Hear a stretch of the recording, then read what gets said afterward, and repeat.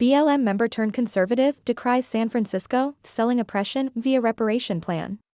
Former BLM activist turned conservative criticizes San Francisco's reparations plan as a virtue signaling and selling oppression.